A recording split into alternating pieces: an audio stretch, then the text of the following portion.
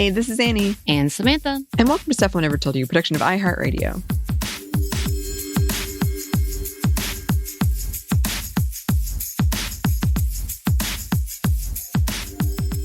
And today, for our activists around the world, we are continuing to celebrate the disability activists around the world by celebrating the works of Christine Kandie, or sometimes Kandie. I think she switches it up to help us out, to help those who may not know how to pronounce things out. So thank you for that. But she is a part of the Indo-Rise community, which is a part of the ancestral land surrounding Lake Bogoria in Kenya. And like many of the others we have featured, Kandie is an advocate and an activist in so many different ways. She's been working for the rights and protections for the indigenous community, the disabled community, and the women in her country and her indigenous people group, as well as working for against climate change. There's so many things that she's doing, obviously. And we already know when it comes to the indigenous people, they are intersectional. They are kind of the definition of intersectional. So this is one of those people that there's so much to her activism that we might not cover everything, but we kind of are focusing on her organization and some of the things that she has been awarded for, as well as some of the things that needs attention today. So here's more information about her work. And this is a little bit from voice.global. They say, quote, Christine is a mother, an accountant, a peace ambassador, an indigenous disabled woman leader in the Indo-Rise indigenous community of Kenya. Over time, she has grown to be a strong human rights defender advocating for the rights of the Indo-Rise community with a special focus on the rights of indigenous women and persons with disabilities, both at local, traditional, regional, and international levels. So she has been a fierce advocate for people and communities since childhood. She actually talked about her own childhood experiences and how the views of her community pushed her to where she is today. In an interview with minority rights groups, she says, quote, I remember a time at an early tender age when my father's daughters were to be married off. For us to be married, we had to be cut. And my father had cautiously asked me about my personal opinion on that matter. Should I go for the cut like my sisters? While I was responding to him, some of my sisters laughed at me and said, surely, Christine, it is more obvious for you to stay back at home because nobody could marry you. For them, nobody would marry me since my physical disability could not attract any man for marriage.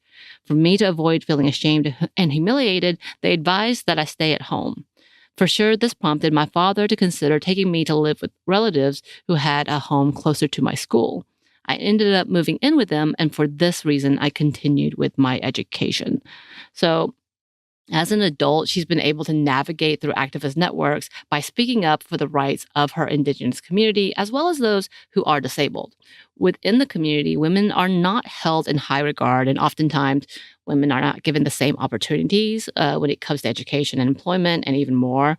And for Kandie, a disabled woman, it would have been more difficult had it not been for her father. So there's this like silver lining in all of the things that she went through as a child, that she was able to get her education, as well as not be cut, but able to move on, even though so many people discriminated against her. So it's one of those things. It's like, okay, good, but oh man, why?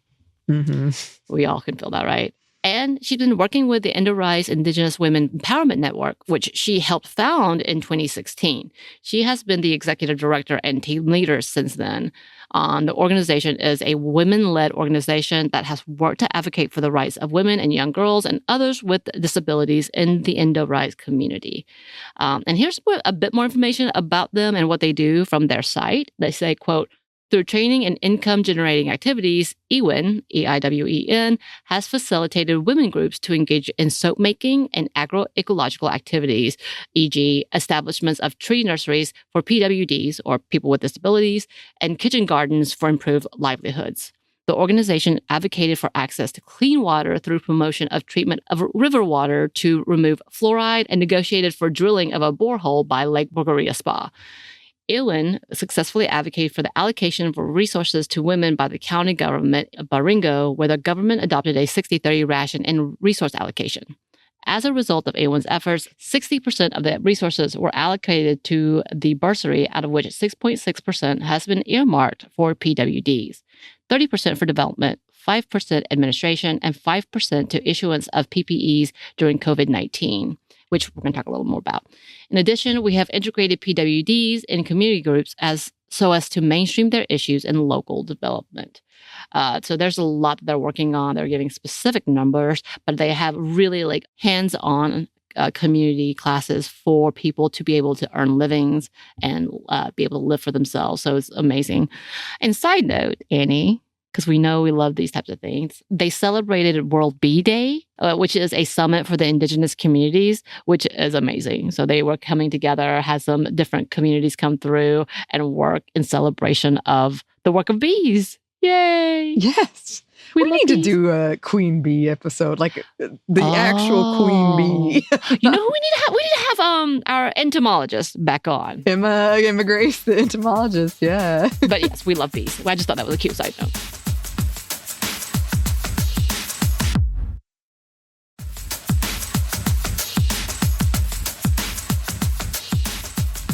So, Kandie has been a force speaking around the world about the need for more advocacy work for disabled and indigenous communities. And as we talked about earlier, they've been doing some work during COVID-19. And with that, the spread of COVID-19, the communities face new challenges that they had to confront. And in the same interview she had with Minority Rights Group, she talked about some of those issues because it hit them pretty hard. She says, persons living with disabilities within the Indo-Rise community in Kenya are facing several challenges which have minimally, if at all, been addressed by the authorities. The public awareness measures to prevent the spread of COVID-19 have been less considerate to the needs of PWDs in my community, along with other indigenous and minority communities of Kenya's Baringo County. The aspects of social distancing is unfavorable to persons who need close support for their daily lives, such as the blind and those who require wheelchair support. Access to healthcare services for the PWDs has also been largely affected as a result of most health facilities now focusing on preparedness for COVID-19. Access to food and various social needs are also paralyzed since markets and any forms of social gathering have been banned as a way of combating the spread of coronavirus. So she went in on how they have been neglected, how they've really been affected. And obviously this impact is even bigger because she speaks about how it has affected their environmental area as well as the farm life. They have lost a lot just because they don't have access to help. They don't have access to like being able to go out and do things freely and also, again, support when they need it. She implored the government and leaders to acknowledge the effects and to put into action better ways in protecting and helping the already vulnerable communities. She continues by challenging them with this. She says, the national and county government, as well as other well-wishers, should support PWDs by providing them with masks and food. This would ensure that they do not have to move around in order to access basic needs. This will allow them to access medical attention to sustain their livelihood without being exposed to the risk of contracted COVID-19 in the situation of a person with a disability diagnosed with COVID-19.